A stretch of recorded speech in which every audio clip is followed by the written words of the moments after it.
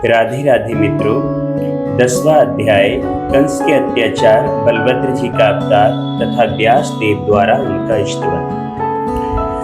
मित्रों, श्री नारद जी कहते हैं, राजन, कंस ने सोचा वसुदेव जी भयभीत होकर कहीं भाग ना जाएं। ऐसा विचार मन में आते ही उसने बहुत से सैनिक भेज दिए। कंस की आज्ञा से 10,000 शस्त्रधारी सैनिकों ने पहुंचकर वसुदेव जी का घर घेर लिया।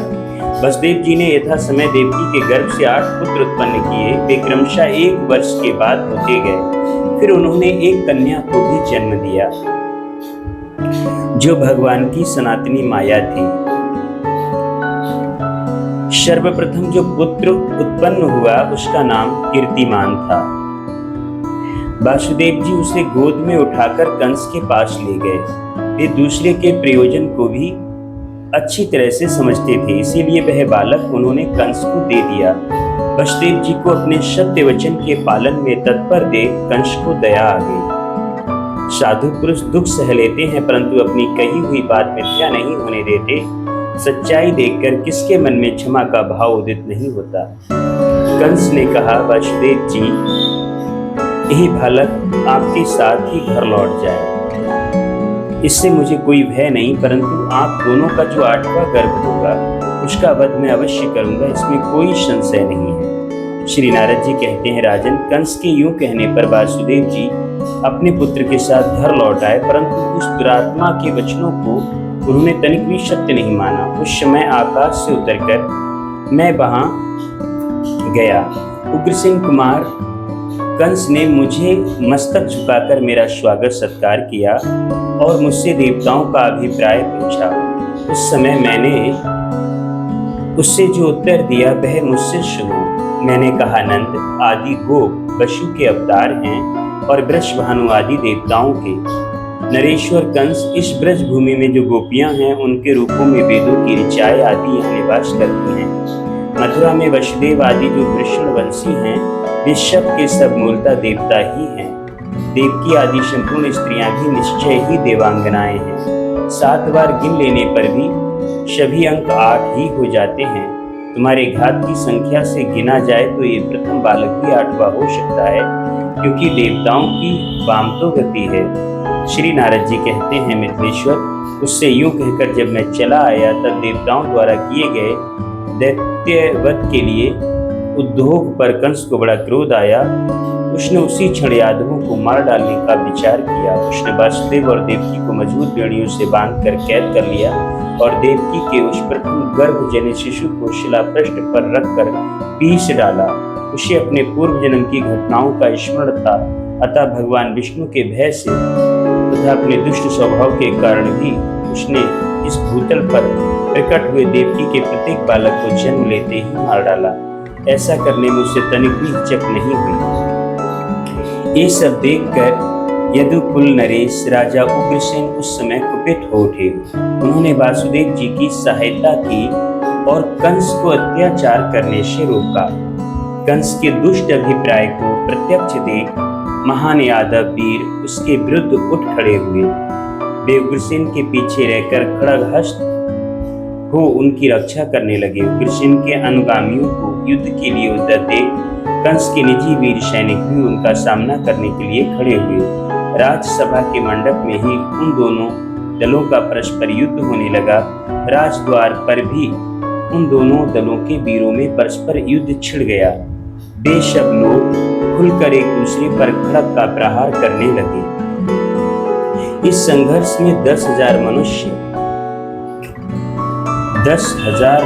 खेत रहे। तदंतर कंस ने गदा हाथ में लेकर पिता की सेना को कुचलना आरंभ कर दिया।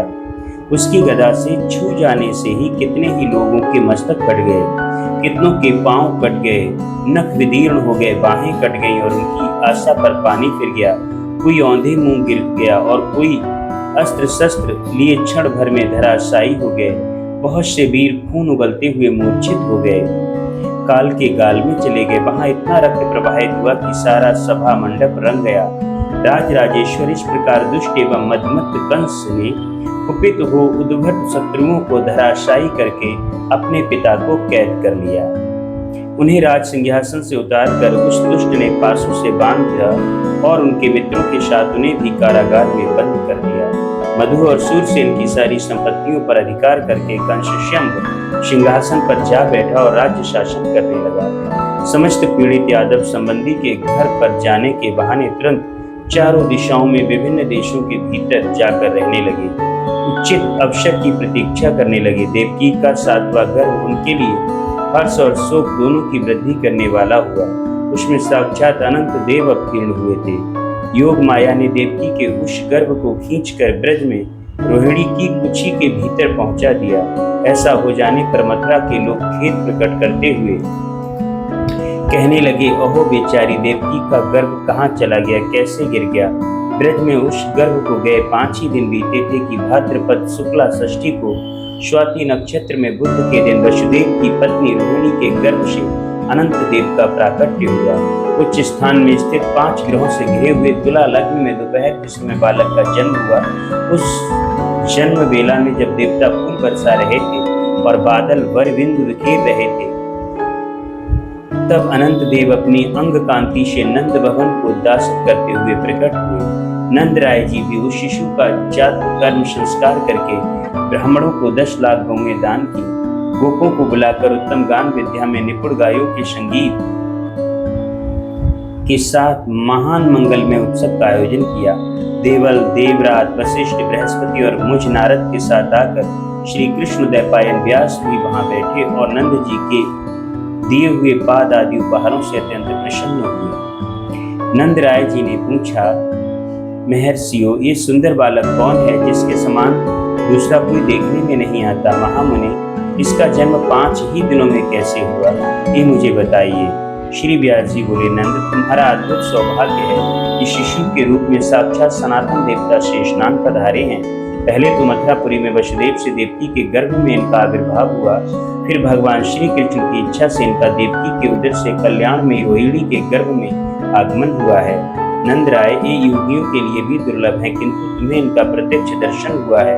मैं महामुनि वेदव्यास इनके दर्शन के लिए ही यहाँ आया हूँ, अतः तुम शिशु रूपधारी इन परात्पर देवता का हम सबको दर्शन कराओ। श्री नारद जी कहते हैं, राजन, तदंतर नंद ने विस्मित होकर शिशु रूपधारी शेष का उन्हें दर्शन कराया। पालने में विराजमान शेष जी का दर्शन करके सत्यवती नंदन उन्हें प्रणाम किया और उनकी स्तुति की। श्री व्यास जी बोले, भगवान, आप देवताओं के भी अधिदेवता और कामपाल हैं, सबका मनोरथ पूर्ण करने वाले हैं। अनंत देव शेषनाग हैं, बलराम हैं, आपको मेरा प्रणाम है।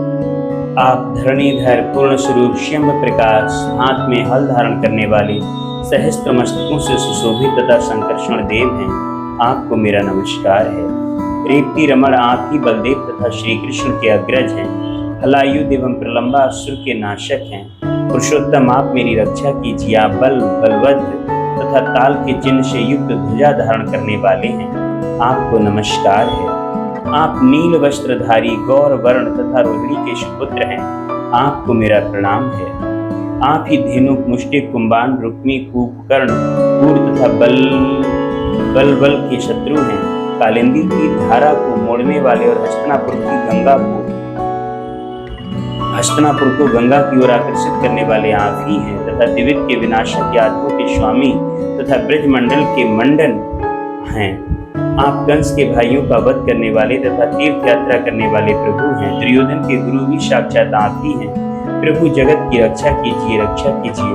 अपनी महिमा से कभी च्युत न होने वाले परात्पर देवता साक्षात अनंत, आपकी जय हो, जय हो। आपका सूर्य समस्त दिनगत में व्याप्त है। आप सुरेंद्र, मुनीन्द्र, फणीन्द्रों में सर्वश्रेष्ठ हैं। मुशलधारी, जगत में मुशलधारी, हलधर तथा बलवान हैं, आपको नमस्कार है। जो इस जगत में सदा ही इस स्तवन का पाठ करेगा वह श्री हरि के परम पद को प्राप्त होगा। संसार में उसे शत्रुओं का संहार करने वाला संपूर्ण बल प्राप्त होगा। उसकी सदा जय होगी और वह प्रचुर धन का स्वामी होगा। जय हो मेरे राधा वल्लभ लाल। मित्रों, श्री नारद जी कहते हैं, राजन, पराशर नंदन, विशाल बुद्धि, वादरायण मुनि, सत्यवती कुमार श्री कृष्ण द्वैपायन वेद व्यास मुनियों के साथ बलराम जी को 100 बार प्रणाम और परिक्रमा करके सरस्वती नदी के तट पर चले गए। इस प्रकार मित्रों श्री गर्ग संहिता में गोलोक खंड के अंतर्गत श्री नारद बहुलाद संवाद में बलभद्र जी के जन्म का वर्णन नामक 10वां अध्याय पूरा हुआ। कल आपसे फिर गर्ग संहिता के 11वें अध्याय में फिर से चर्चा करेंगे श्री भगवान की। तब तक के लिए राधे राधे, जय श्री कृष्णा। मित्रों अपना ख्याल रखिएगा।